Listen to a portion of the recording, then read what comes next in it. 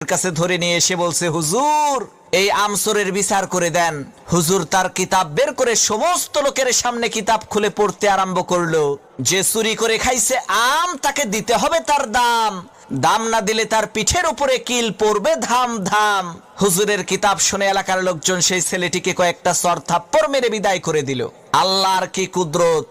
কয়েকদিন পর সেই হুজুরের নিজের ছেলে ডাব চুরি করে খাইছে। তখন এলাকার লোকজন হুজুরের কাছে এসে বলছে, হুজুর মানুষের ছেলে আম চুরি করে খাইছে দেখে বিচার করলেন, এখন আপনার ছেলে তো ডাব চুরি করে খাইছে, বিচার করেন তো দেখি।